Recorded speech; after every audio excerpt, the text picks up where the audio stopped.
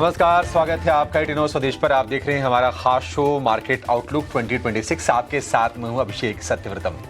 तो 2025 खत्म होने को है और 2026 की शुरुआत हो जाएगी। अगर हम बाजार की बात करें तो सरकार ने काफ़ी सपोर्ट करने की कोशिश की। पॉलिसी के फ्रंट पर बहुत सारे डिसीजंस लिए गए। भारत की मैक्रो पिक्चर अच्छी रही है, ग्रोथ यहाँ पर है, महंगाई दर काफ़ी ज़्यादा कम है और हमने देखा कि एज ए रेगुलेटर आरबीआई ने भी लिक्विडिटी बढ़ाने के लिए कई सारे कदम उठाए। रेट कट लगातार हुए, बावजूद उसके बाजार चला नहीं। निफ्टी में जरूर ईयर टू डेट हम करीब 10% के आसपास की तेजी देख रहे हैं, लेकिन ये रियल पिक्चर नहीं है क्योंकि लोगों के पोर्टफोलियो ऊपर गए नहीं। और उसकी वजह ये रही कि स्मॉल कैप मिड कैप शेयरों की हमने लगातार पिटाई भी देखी और वहां पर थोड़ा सा ना माहौल फीका रहा। वजह ये रही, एक तो हमारा रुपया डिप्रिशिएट कर रहा था, दूसरा एफआईज निवेशक भारतीय बाजार से दूरी बनाए हुए थे, आउटफ्लो हो रहा था, और तीसरी चीज ये कि जो कंपनीज की जो अर्निंग है ना वो अच्छी निकल के नहीं आई। अब उम्मीदें ये हैं कि शायद 2026 से चीजें ठीक होने की शुरुआत हो जाएगी क्योंकि दिसंबर तिमाही के नतीजे काफी हद तक उम्मीद जगा के रखेंगे बाजार के लिए। और एक सबसे बड़ी चीज कि 2026 की शुरुआत में पहले क्वार्टर में हो सकता है कि भारत अमेरिका की ट्रेड डील पर भी मुहर लग जाए। तो क्या बाजार की दशा दिशा यहां से बदलने वाली है? क्या 2026 एक बेहतर साल साबित होगा 2025 के मुकाबले? इसी पर हम करेंगे खास चर्चा इस शो में जिसका नाम है मार्केट आउटलुक 2026।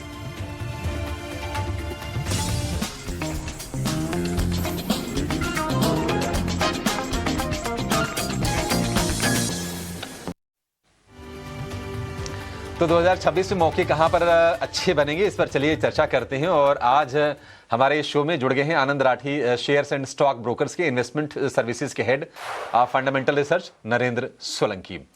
नरेंद्र सोलंकी जी, बहुत शुक्रिया आपका समय देने के लिए। स्वागत है आपका 18 स्वदेश पर। सोलंकी जी, साल भर गाहे बगाहे आपसे चर्चा होती रही और देखिए इस बार की ना मतलब रिकॉर्ड हाई की तो लोग बात भी नहीं किए कि नया रिकॉर्ड हाई बन गया। चर्चा यही होती रही कि स्मॉल कैप मिड कैप में तो पैसे बने नहीं, लोगों के हाथ एक तरह से खाली रह गए। आपकी उम्मीदें क्या हैं सोलंकी जी? क्या आपको लगता है कि अर्निंग ग्रोथ सॉलिड निकल के आएगी और उसके बाद हम अर्निंग अपग्रेड्स देखेंगे? क्या बाजार यहां से चलेगा या फाइज वापस आएंगे? ये तमाम सवाल हैं, आपका व्यू क्या है इस पर? जी गुड आफ्टरनून। जी बिल्कुल, जो करंट ईयर था वो काफी अंडर परफॉर्मिंग रहा, specially from mid cap and small cap point of view से। और इसके पीछे रीजंस भी आप देखें तो काफी सारी वॉलेटिलिटीज हमें देखने को मिली। साल के शुरुआत में जहां हमें थोड़ा जियोपॉलिटिकल जो ग्लोबल रिस्क थे वो हमें बढ़ते हुए दिखाई दिए और हम लोग एक हाई इंटरेस्ट रेट सिनेरियो से एंटर किए थे और उम्मीद थी कि इंटरेस्ट रेट कट्स आएंगे। लेकिन और इंटरेस्ट रेट कट्स आए भी, लेकिन थोड़ा सा जो ग्लोबल अनसर्टेनिटीज थी साल के स्टार्टिंग के हाफ फर्स्ट पार्ट में, वो थोड़ा सा वॉलेटिलिटी लेके आया, जिस और जो एफआईज के फ्लोज थे बिकॉज ऑफ वो सब अनसर्टेनिटीज के लिए वो काफी हाई रहे।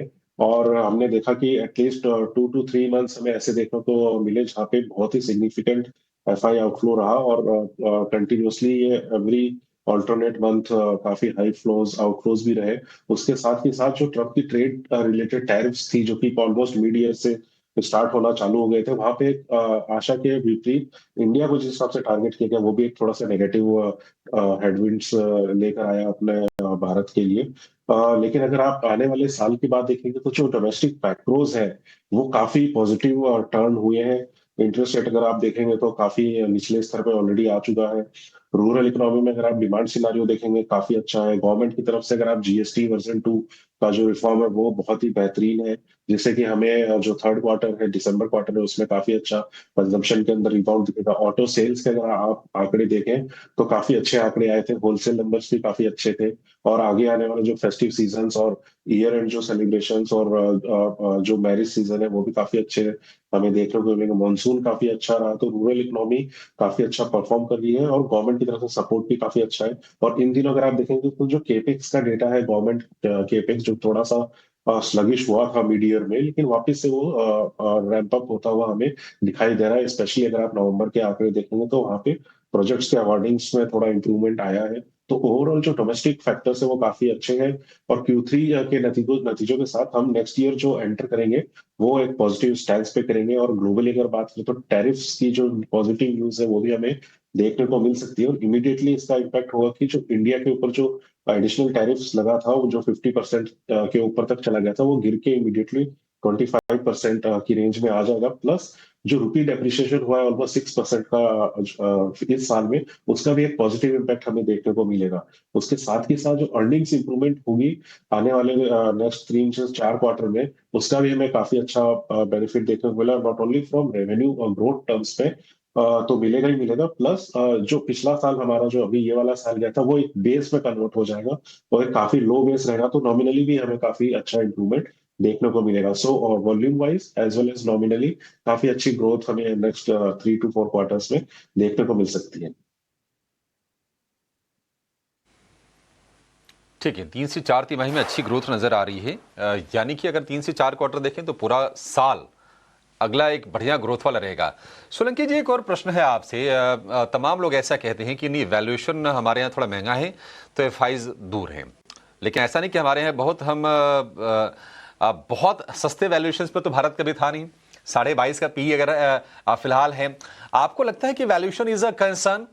और ये जो अब दिसंबर क्वार्टर के नतीजे आएंगे इस चिंता को काफी हद तक कम कर देंगे, और क्या एफआईज लौटेंगे या फिर वो दूर रहेंगे? क्योंकि अगर हम एशियन पीयर्स में देखेंगे तो वहां पर तो निश्चित तौर पर इस साल बेहतर रिटर्न मिले हैं। जी, जहाँ तक वैल्यूएशन की बात है तो हिस्टोरिकली इंडिया ने जो वैल्यूएशन प्रीमियम है वो कमांड किया है, ओवरऑल चाहे आप किसी भी मार्केट से कंपेयर करें। इसके 2-3 कारण है। एक तो है कि हमारा जो प्रीमियम ग्रोथ है, अगर आप देखेंगे तो हम लोग का one of the fastest growing economy है ओवरऑल इस रीजन के अंदर, जो कि काफी बड़ी इकोनॉमी भी है। हम लोग टॉप 5 इकोनॉमी में हम लोग आते हैं। तो जो फास्ट ग्रोथ, हाई ग्रोथ का जो रनवे हम ऑफर करते हैं एज इकोनॉमी, वो भी एक प्रीमियम वैल्यूएशन कमांड करने पे हमें मदद करता है। दूसरा, अगर आप डोमेस्टिक पॉइंट ऑफ व्यू से देखेंगे तो इंडिया का जो कैपिटल है वो डोमेस्टिकली लॉक्ड इन है। तो हमारा जो डोमेस्टिक जो इन्वेस्टर्स है उनके लिए एक डोमेस्टिक इन्वेस्टमेंट के अलावा कोई मेजर ऑप्शंस नहीं है जाने के लिए। तो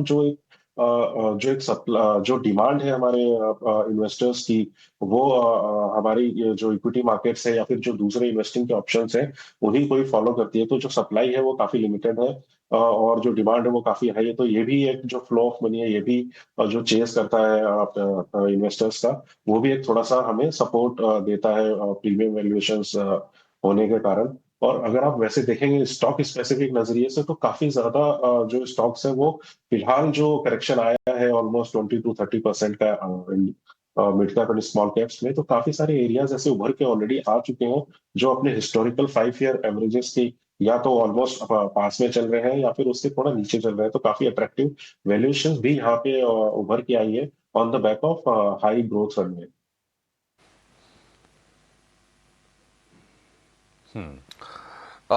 नरेंद्र जी, एक और प्रश्न आपसे होगा। देखिए, जीएसटी को लेकर सरकार ने बड़ा बूस्टर दिया, रेट रैशनलाइजेशन हुआ। बावजूद इसके हमने देखे कि अक्टूबर में जो जीएसटी कलेक्शन रहा वो करीब 1.9 लाख करोड़ रहा। नवंबर में थोड़ा घटा जरूर, फिर भी 1.25 लाख करोड़ रुपए के आसपास के जीएसटी कलेक्शन आए, तो ये काफी ज्यादा मजबूत है। लेकिन जो कंजम्पशन वाले जो शेयर हम उम्मीद करके चल रहे थे कि तेजी आएगी, एफएमसीजी में तो बिल्कुल नहीं आई। डिस्क्रिशनरी कंजम्पशन में थोड़ा सा आया, लेकिन वो थोड़ा मतलब लैकलस्टर ही रहा। तो आपके हिसाब से क्या इसका डिलेड इंपैक्ट हम देखेंगे कंजम्पशन में शेयर चलेंगे? अगर हाँ, तो अब चूंकि इतना ब्रॉड है कि ये समझना बड़ा जरूरी हो जाता है कि अच्छा कौन से सेगमेंट पे नजर रखनी है। आपके हिसाब से कंजम्पशन में क्या चूज करना है? जी, ये जो कंजम्पशन रिकवरी की जो बात है, इसमें अगर आप गौर से देखेगा तो जो हमारे 2 बड़े फेस्टिवल थे, दशहरा दिवाली, वो एक ही मंथ में आ गए थे। इस कारण से जो स्पेंडिंग थी वो एक स्क्यूड हो गई थी।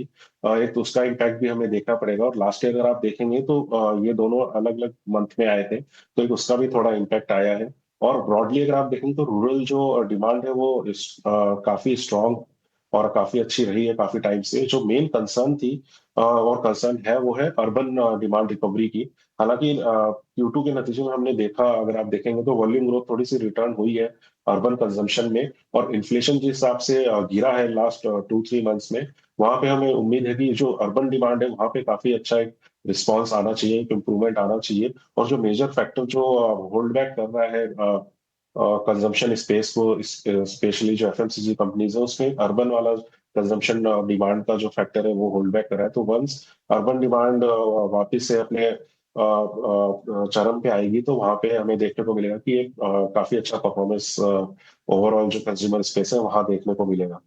और फिलहाल जो हमारी एक्सपेक्टेशन वो ये है कि अर्बन डिमांड में अंदर रिकवरी बिल्कुल देखने को मिलेगी नेक्स्ट 2 क्वार्टर्स में, जिससे कि कंजम्पशन बोथ डिस्क्रिशनरी और नॉन डिस्क्रिशनरी में हमें पॉजिटिव पॉजिटिव ग्रोथ देखने को मिलेगा।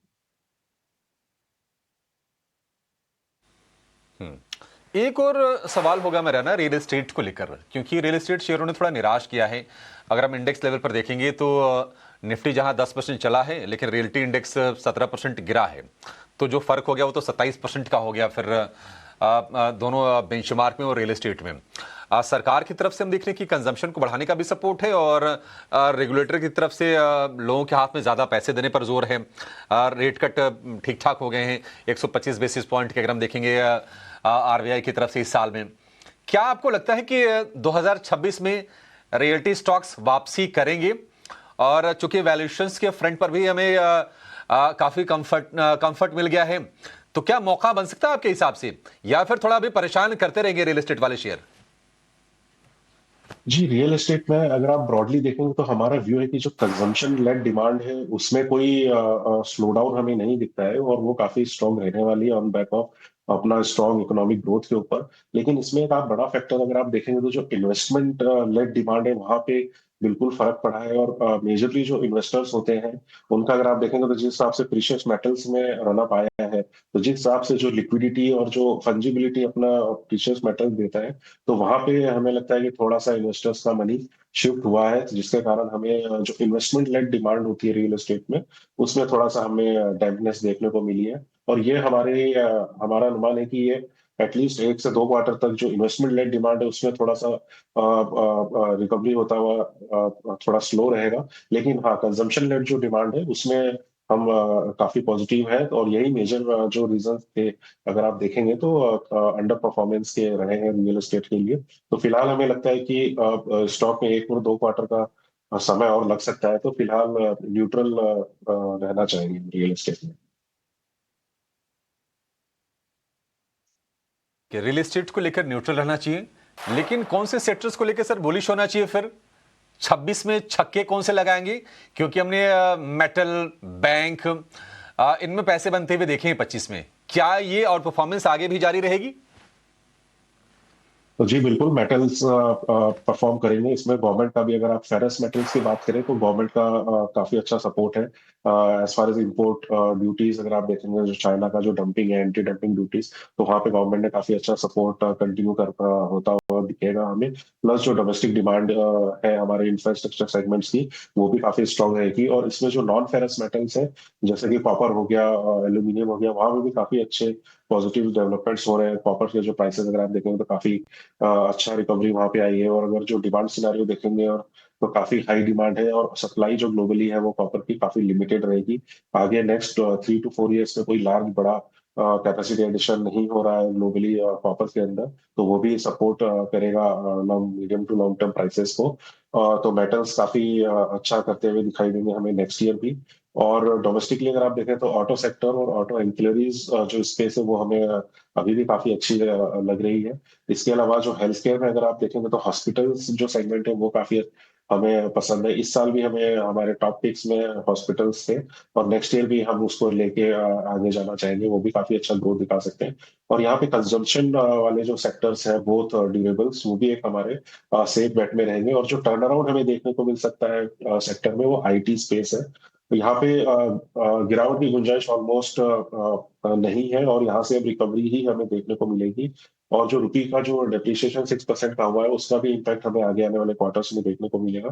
तो एक आईटी हमारा एक टर्न अराउंड पिक रहेगा नेक्स्ट ईयर के लिए। और इसमें भी खासकर हम फोकस करना चाहेंगे मिड कैप आईटी कंपनीज, जैसे कि एम्फेसिस हो गई, परसिस्टेंट हो गई, बिरला सॉफ्ट हो गई। इस टाइप के जो मिड कैप्स है, वहां पे हमें काफी अच्छी स्ट्रॉन्ग परफॉर्मेंस देखने को मिलेगी। और इसके अलावा जो फाइनेंशियल्स में हम लोग पॉजिटिव है, पीए कंटिन्यू रहेंगे, PSU banks as well as NBFCs. ठीक है सर, आपसे जो हमने चर्चा की ना, उससे इतना अंदाजा तो लग गया कि आप मिड कैप आईटी को लेकर, इसके अलावा हॉस्पिटल्स को लेकर, कंजम्पशन में भी कुछ सिलेक्टिव थीम्स को लेकर आप बुलिश हैं। तो एक काम करते हैं, अब आते हैं इस चीज पर कि फिर शेयर्स कौन से लेने हैं। ये लोगों को मोटा मोटी समझ में आ गया, जिनके पास ऑलरेडी शेयर्स हैं उनको एक आइडिया मिल गया कि अच्छा उनके पास सही शेयर हैं या फिर वो गलत स्पेस में है। लेकिन अगर किसी को नई बाइंग करनी है 2026 में, नए साल में अगर नई शॉपिंग करनी है, तो आपके लिस्ट में कौन से शेयर होने चाहिए, उसकी शुरुआत करते हैं। नरेंद्र जी, पहला शेयर आपकी तरफ से कौन सा है और आप क्यों रेकमेंड कर रहे हैं सर? जी, पहला शेयर हमारा लार्ज कैप स्पेस से है। कंपनी का नाम है इंटरग्लोब एविएशन, और फेमसली इसे इंडिगो के नाम से जाना जाता है। रिसेंटली जिस हिसाब का हमने प्राइस करेक्शन देखा because of some flight disruption के कारण, तो वहां पे कंपनी का वैल्यूएशन के टर्म्स में काफी अट्रैक्टिव एंट्री पॉइंट बन गया है। काफी टाइम से इन्वेस्टर्स को रहता था कि इतना महंगा स्टॉक कैसे ले, तो ये जो एंट्री पॉइंट फिलहाल जो ट्रेड कर रहा है स्टॉक, ये काफी एक अच्छा एंट्री पॉइंट है आपके medium to long term investment के लिए। और अगर आप ओवरऑल बिजनेस की परफॉर्मेंस देखें, तो ये जो डिसरप्शन हुआ, इसका डेफिनेटली क्यू थ्रू नतीजों में इम्पैक्ट आएगा। और वो ऑलरेडी मार्केट प्राइसिंग कर चुका है। लेकिन उसके बाद जो, अगर आप ओवरऑल जो नेक्स्ट 3 to 4 क्वार्टर्स का ग्रोथ रनवे देखेंगे, वो बहुत ही बेहतरीन है। कंपनी के पास मैसिव 900 प्लस एयरक्राफ्ट की ऑर्डर बुक है, जो कि आगे आने वाले टाइम में काफी अच्छा रेवेन्यू ग्रोथ को सपोर्ट करके देगा कंपनी के लिए। एबिटा मार्जिन्स और प्रॉफिटेबिलिटी मार्जिन्स की अगर आप बात करें, तो ग्लोबली सबसे हाईएस्ट है। तो और जो कॉम्पिटेटिव इंटेंसिटी है, वो भी हमें नहीं लगता कि फिलहाल कोई मेजर चेंजेस आने वाले हैं। नेक्स्ट 2 to 3 years में जो लैंडस्केप है इंडियन एमिशन सेक्टर का, वो इसी तरीके से बना रहेगा, जहां पे IndiGo would be operating as a market leader. So हमें इस मार्केट लीडरशिप पे भी फिलहाल कोई डाउट नहीं। सो ओवरऑल काफी अच्छी वैल्यूएशन है और काफी अच्छा ग्रोथ रनवे हमें दिखाई देता है 2 to 3 years के लिए। तो इसको आप बाय करके चल सकते हैं। फिलहाल जो हमारा टारगेट है, वो 6450 का है। ठीक है, 6450। तो जो लॉसेस कराए हैं इंडिगो ने, ना सिर्फ उसकी भरपाई होगी, बल्कि नए रिकॉर्ड ऊंचाई पर शेयर जाएगा। और इस पर आप दाव लगा के चलिए, इंटरेस्टिंग स्टॉक, लीडरशिप बरकरार रहेगी, इसको लेकर कोई भी दो राय नहीं है।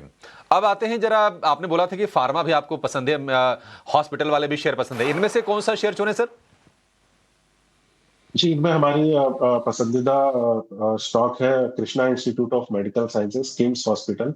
और इसमें अगर आप देखें, तो इन्होंने रिसेंटली थाने में एक हॉस्पिटल ऑनलाइन लेके आए हैं, जो कि ऑलमोस्ट 300 बेड्स का है। और इसमें से 175 बेड का ऑपरेशनल हो भी चुका है हॉस्पिटल। और करंटली जो यूटिलाइजेशन है, वो भी स्टेडिली हमें रैंप अप होते हुए दिखेगा। और इसका जो की स्पेशलिटीज है, जैसे कार्डियक ऑन्कोलॉजी, वहाँ पे काफी स्पेशलाइज्ड इनकी ऑफरिंग्स है, जिससे हमें लगता है कि काफी इसको मदद मिलेगी ऑपरेशनली रैंप अप होने में।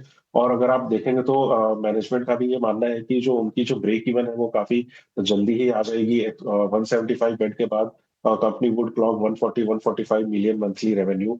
और इनका जो कॉस्ट स्ट्रक्चर है, वो भी काफी लीन है बाकी पीएस के कंपैरिजन में। और ओवरऑल अगर आप इकोनॉमिक्स देखेंगे, तो थाने का जो रीजन है, वहां पे जो पॉपुलेशन है, वो ऑलमोस्ट 3 मिलियन की है। तो ये भी एक सपोर्ट करेगा काफी फास्ट रैंप अप होने के लिए। तो हमें मीडियम टू लॉन्ग टर्म के लिए स्टॉक काफी अच्छा लगता है। फिलहाल जो हमारा इसमें टारगेट है, वो 800 रुपीज का है। ठीक है, 800 रुपीज़ का टारगेट है Krishna institute of medical sciences यानी कि किम्स। और अगर आप इसको देखेंगे, तो मतलब 4 साल, 4.5 साल इसको लिस्ट हुए हुआ, तेलंगाना बेस्ड हॉस्पिटल चेन है। और इसने अपने निवेशकों के जो इनके पैसे हैं ना, उसको अच्छे से बढ़ाए हैं। तो किम्स को लेकर ये व्यू, 800 रुपये के टारगेट के लिए आप इसमें निवेश कीजिए।